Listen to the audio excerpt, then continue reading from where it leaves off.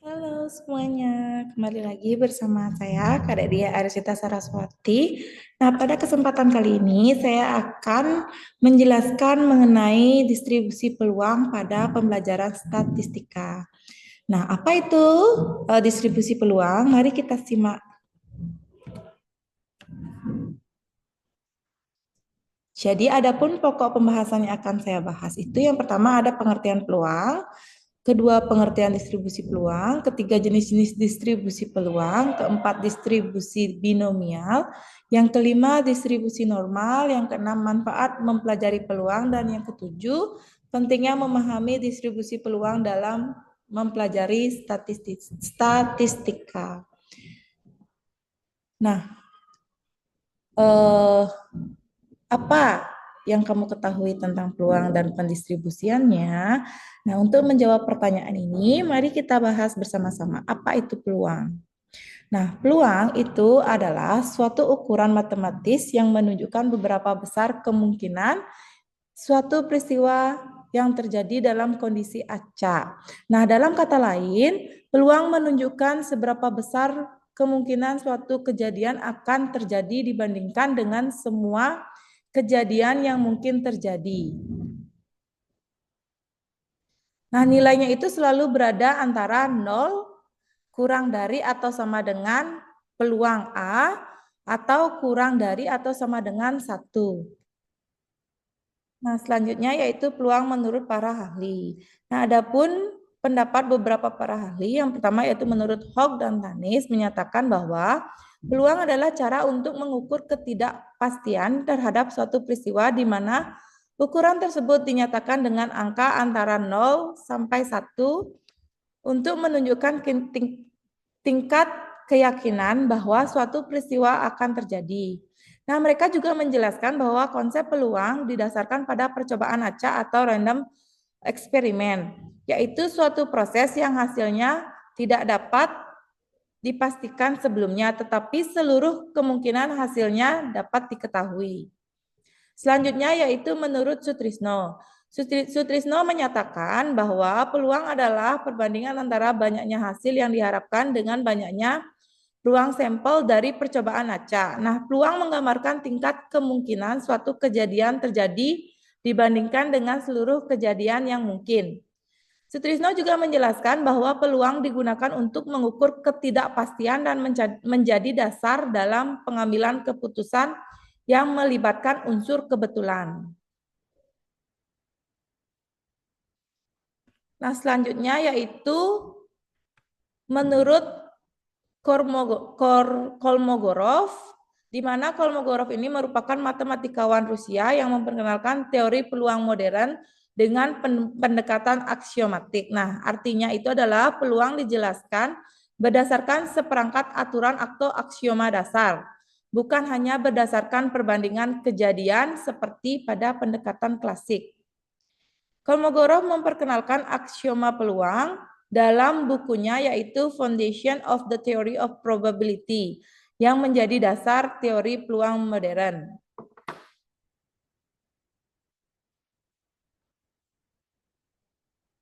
Nah, selanjutnya yaitu rumus dasar dari peluang. Nah, adapun rumus dasar dari peluang yaitu P dalam kurung A, di mana itu adalah peluang terjadinya peristiwa A sama dengan banyaknya hasil yang mendukung peristiwa A per atau dibagi banyaknya seluruh kemungkinan hasil atau ruang sampel. Nah, adapun contoh dari peluang itu adalah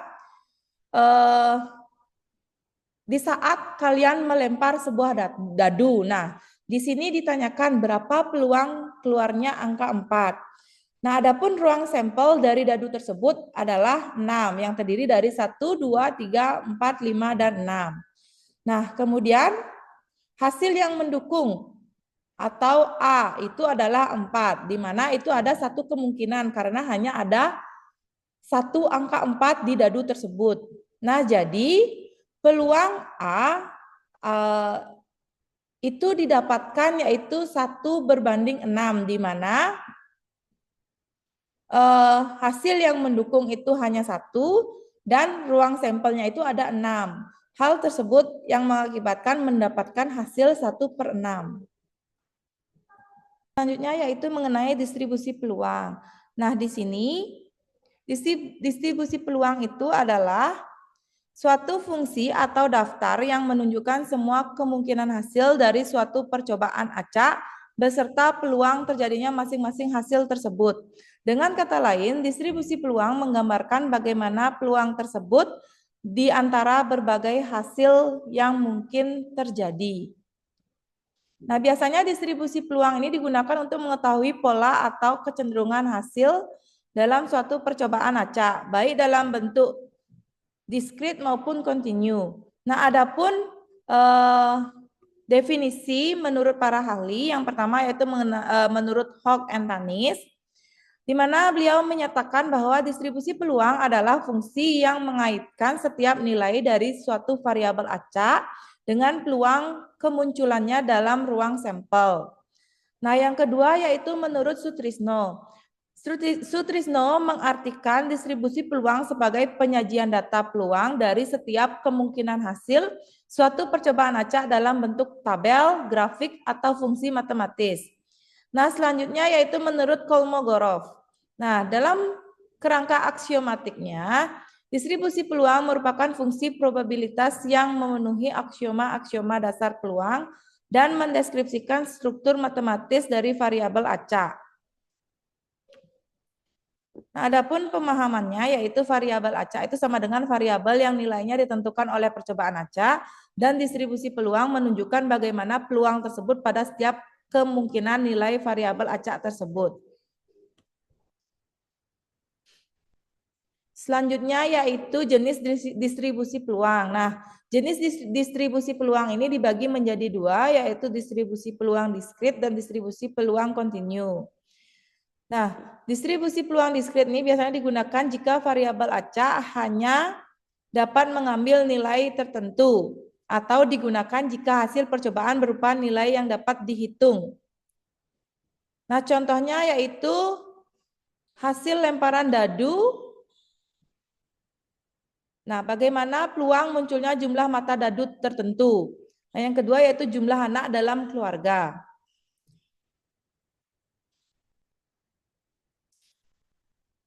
Adapun syarat distribusi peluang diskrit ini adalah di mana 0 itu kurang dari atau sama dengan P, kurang dari atau sama dengan 1 untuk setiap X.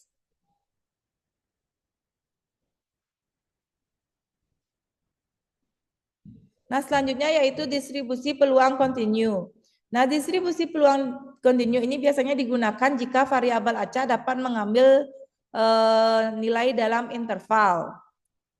Nah, peluang dinyatakan melalui fungsi kepadatan peluang atau probability density function dan memenuhi kriteria. Contohnya yaitu tinggi badan siswa, waktu tempuh lari 100 meter, dan lainnya. Nah, distribusi peluang kontinu ini tidak bisa ditentukan peluang titik tertentu atau P, X sama dengan X, tapi menggunakan fungsi kerapatan peluang atau biasa disebut dengan PDF.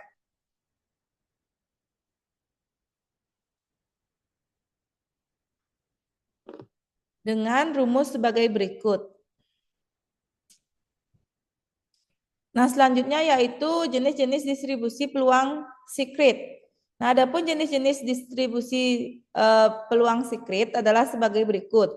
Yang pertama yaitu distribusi binomial, yang kedua distribusi geometrik, yang ketiga distribusi Poisson, dan yang terakhir yaitu distribusi hipergeometrik.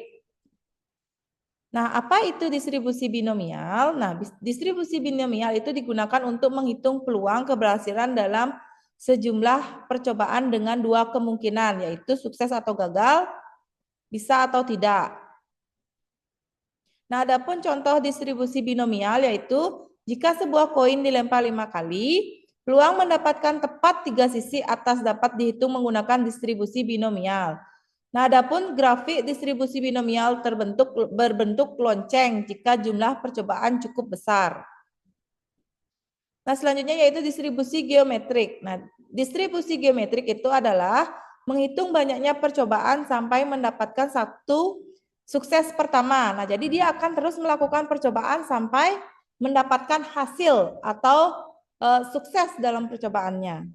Nah, contohnya yaitu berapa kali melempar koin sampai keluar gambar pertama kali. Nah, jadi dia akan terus melakukan percobaan 1, percobaan 2, percobaan 3, dan percobaan seterusnya sehingga mendapatkan atau keluar gambar pada koin tersebut karena koin memiliki dua sisi, di mana sisi angka dan sisi gambar. Nah, selanjutnya yaitu distribusi Poisson. Nah, distribusi Poisson itu adalah untuk menghitung peluang banyaknya kejadian dalam interval waktu atau ruang tertentu. Nah, contohnya banyaknya mobil melewati jalan dalam 1 jam. Nah, jadi kita diminta untuk menghitung berapa mobil yang melewati jalan tersebut dalam kurun waktu 1 jam. Nah, kita diminta untuk terus mengamati, oh ini lewat 1 kali, 2, 3, 4, dan sampai terhitung jumlahnya. Nah, kalian bisa menggunakan rumus ini untuk menghitung pertanyaan di atas. Nah, selanjutnya yaitu distribusi geometrik. Nah, untuk pengambilan tanpa pengembalian dari populasi terbatas. Contohnya yaitu mengambil 3 kartu dari 52 kartu serta menghitung banyaknya kartu as. Nah, jadi di sini kita bisa mengambil 3, 4, atau 5 kartu pada jumlah kartu keseluruhan pada kartu remi. Nah, kita gunakan kartu remi. Nah, jadi di sana kita diminta untuk mengambil 3 atau 4 kartu tanpa harus melakukan pengembaliannya lagi. Nah, cara untuk menghitung itu bisa menggunakan rumus yang sudah saya sajikan. Selanjutnya yaitu jenis distribusi kontinu.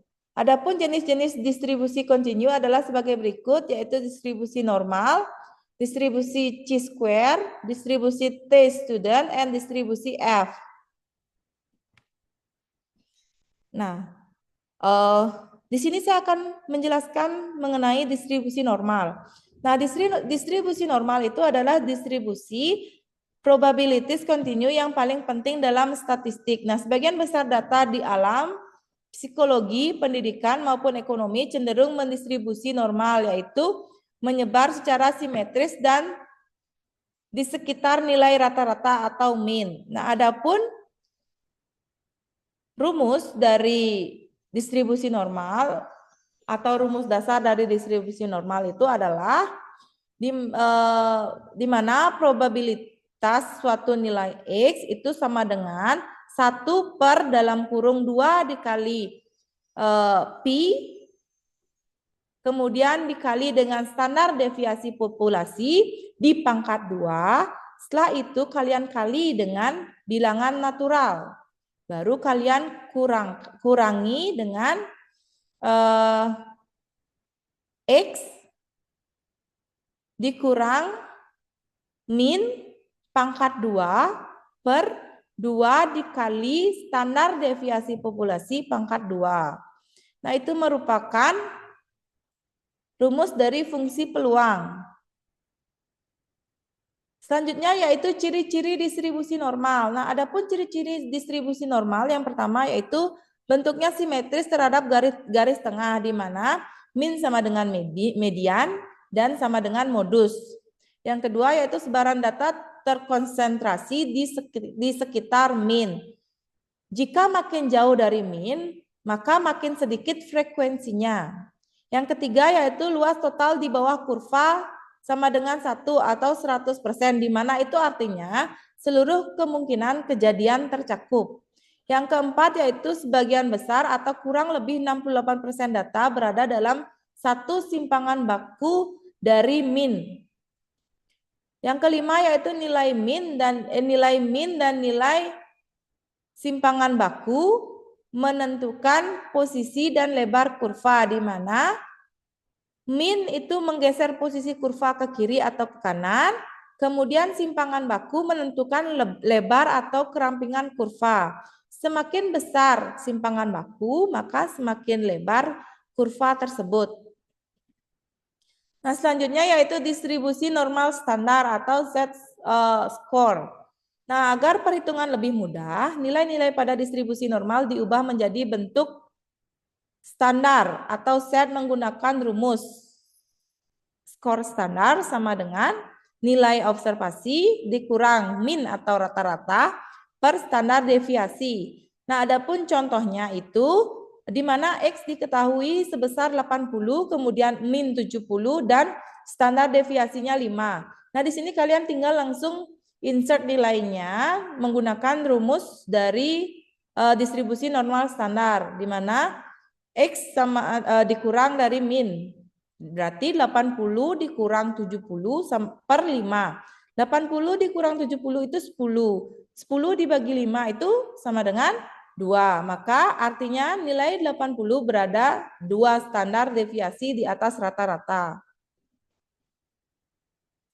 Nah, selanjutnya, luas di bawah kurva normal atau aturan empiris. Nah, distribusi normal mengikuti aturan 68, 95, 99, 7, yaitu di mana rentang min kurang lebih 1 standar deviasi atau presentasi luasnya yaitu 68,26%. Selanjutnya, min kurang lebih 2 standar deviasi, 2 kali standar deviasi atau presentasi luasnya yaitu 95,44%. Selanjutnya yaitu min kurang lebih 3 kali standar deviasi atau presentasi luasnya yaitu 99,73%. Nah, artinya sekitar 68% data terletak antara 1 kali standar deviasi dan ditambah 1 kali standar deviasi. Kurang dari 1 atau lebih dari 1. Nah, sekitar 95% data terletak antara kurang dari 2 standar deviasi dan lebih dari 2 kali standar deviasi. Nah, hampir semua data berada dalam kurang dari 3 kali standar deviasi sampai lebih dari 3 kali standar deviasi. Nah, selanjutnya yaitu contoh distribusi normal. Di mana di sini kita menggunakan tinggi badan manusia sering mengikuti distribusi normal dengan sebagian besar orang memiliki tinggi di sekitar rata-rata. Nah, grafiknya berbentuk lonceng dengan puncak di tengah, menurun ke arah ekor kiri dan kanan. Selanjutnya yaitu distribusi chi-square. Distribusi chi-square atau X kuadrat merupakan suatu distribusi probabilities yang hanya memiliki nilai positif atau non-negatif yang terbentuk dari jumlah kuadrat variabel acak normal standar yang saling bebas. Distribusi ini banyak digunakan dalam statistika inferensial khususnya untuk menguji hipotesis dan membuat estimasi terhadap varian suatu populasi. Adapun contoh dari distribusi chi-square yaitu seorang siswa ingin mengetahui apakah sebuah koin yang ia gunakan adil atau tidak. Ia melempar koin tersebut sebanyak 50 kali. Dengan menggunakan uji chi-square, perhitungan menunjukkan bahwa nilai chi-square hitung adalah 0,72. Sedangkan nilai chi-square tabel pada taraf signifikansi yaitu 5% dengan derajat kebebasan 1 adalah 3,84. Karena nilai chi-square dihitung lebih kecil daripada nilai tabel, maka tidak ada bukti yang cukup untuk menolak hipotesis bahwa koin tersebut adil. Dengan kata lain, berdasarkan data percobaan, koin dapat dianggap adil. Selanjutnya yaitu distribusi T-student. Nah, distribusi T-student itu adalah salah satu jenis distribusi peluang kontinu yang digunakan terutama dalam statistik inferensial, khususnya untuk mengestimasi rata-rata populasi ketika jumlah sampel kecil dan melakukan uji hipotesis jika varian populasi tidak diketahui. Nah, distribusi ini pertama kali diperkenalkan oleh William Seeley Gosset pada tahun 1908 dengan nama samaran student, sehingga disebut dengan T-student. Selanjutnya yaitu distribusi F. Distribusi F adalah salah satu jenis distribusi peluang kontinu yang digunakan dalam statistik terutama untuk membandingkan dua varians, yaitu apakah varians dari dua populasi sama atau berbeda. Nah, menguji model regresi dan ANOVA, Analysis of Variance, distribusi ini pertama kali diperkenalkan oleh Sir Ronald A. Fisher, sehingga dinamakan distribusi F. Nah, adapun manfaat dari mempelajari peluang yaitu pertama membantu pengambilan keputusan, yang kedua yaitu digunakan dalam kehidupan sehari-hari, yang ketiga mendukung ilmu pengetahuan dan penelitian, yang keempat membantu dalam dunia bisnis dan ekonomi, yang kelima mendukung perencanaan dan prediksi, yang keenam meningkatkan keterampilan logis dan analitis. Jadi manfaat mempelajari peluang itu sangat besar karena dapat membantu di kehidupan kita sehari-hari, entah di bidang akademik ataupun di non-akademik.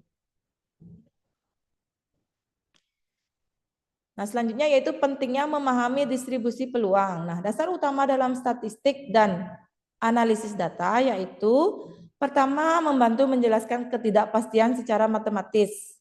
Yang kedua, menentukan metode analisis yang tepat, baik itu metode uji T, uji F atau chi-square. Nah, selanjutnya dipakai luas di bidang ekonomi, kesehatan, industri, dan lingkungan. Yang terakhir yaitu melatih berpikir probabilistik dan logis untuk pengambilan sebuah keputusan. Nah, demikian yang dapat saya sampaikan mengenai materi peluang atau distribusi peluang. Jika ada kesalahan penyebutan nama atau kata, saya mohon maaf, dan akhir kata saya ucapkan terima kasih.